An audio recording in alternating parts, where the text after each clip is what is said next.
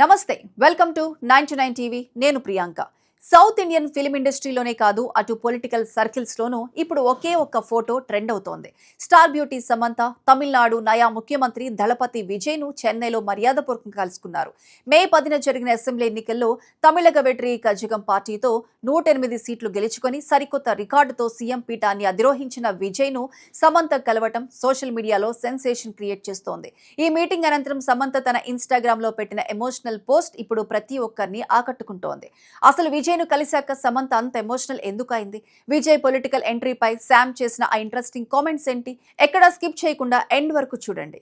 Samantha emotional post. Vijay sir కేవలం screen hero మాత్రమే కాదు.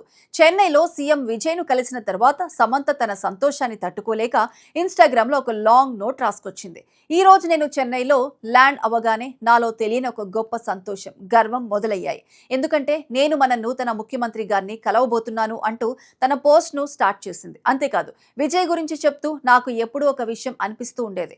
విజయ్ సార్ కేవలం వెండి తెరపై హీరోగా ఉండిపోయే వ్యక్తి కాదు. ఆయనకున్న ఎనర్జీ, ఆయన స్క్రీన్ ప్రెజెన్స్, ముఖ్యంగా ఆయనను చూస్తే జనాలు స్పందించే విధానం చూస్తుంటే ఆయన అంతకంటే పెద్దదాని కోసమే, సమాజంలో ఒక గొప్ప మార్పు కోసమే పుట్టారని నాకెప్పుడు అనిపించేది అంటూ దళపతిపై తనకున్న గౌరవాన్ని చాటుకుంది సమంత. సమంత పోస్ట్ లో రాసిన మరో విషయం ఇప్పుడు యువతను విపరీతంగా ఇన్స్పైర్ చేస్తోంది.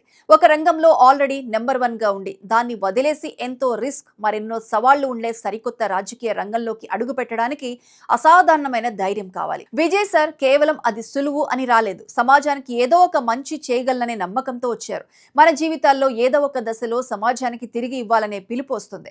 కానీ చాలా తక్కువ మంది మాత్రమే ఆ పిలుపుకు సమాధానమిస్తారు. అందులో విజయ్ సార్ ఒకరు అంటూ సమంత రాసుకొచ్చిన వ్యాఖ్యలు ఇప్పుడు దళపతి ఫ్యాన్స్ ను ఖుషి చేస్తున్నాయి.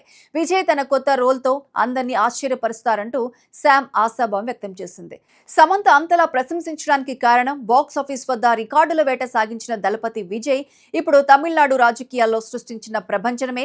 తన పొలిటికల్ పార్టీ తమిళగ వెట్రి కజగం తరపున మొదటిసారి బరిలోకి దిగిన విజయ్ మొత్తం 234 స్థానాలకు గాను ఏకంగా 108 స్థానాలను కైవసం చేసుకుని సింగిల్ లార్జెస్ట్ పార్టీగా అవతరించారు. మే 10 ఆదివారం రోజున ఆయన తమిళనాడు ముఖ్యమంత్రిగా ప్రమాణ స్వీకారం చేశారు.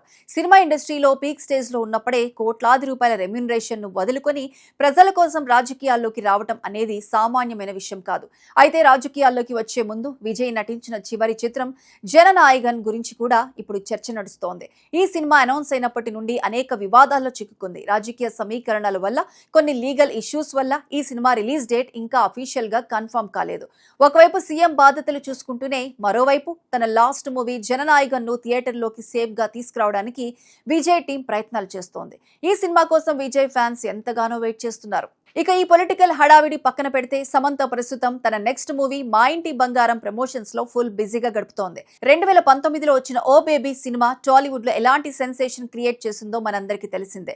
సమంత కెరీర్ లోనే one of the best acting performance ఇచ్చిన చిత్రం అది. ఇప్పుడు దాదాపు 7 ఏళ్ల తర్వాత మళ్ళీ అదే హిట్ కాంబినేషన్ రిపీట్ కాబోతోంది.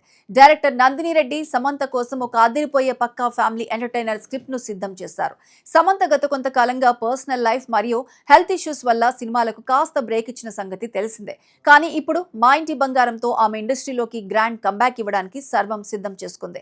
లేడీ ఓరియంటెడ్ సినిమాలతో బాక్స్ ఆఫీస్ వద్ద 100 కోట్ల మార్కెట్ ని శాసించగల సత్తా ఉన్న అతి కొద్ది మంది సౌత్ ఇండియన్ హీరోయిన్లలో సమంత టాప్ లో ఉంటుంది. Nandini Reddy mark, family emotions, Raj and డీకేల మైండ్ బ్లోయింగ్ స్క్రీన్ ప్లే తోడైతే మా ఇంటి బంగారం బాక్స్ ఆఫీస్ వద్ద సరికొత్త రికార్డులు సృష్టించడం ఖాయం.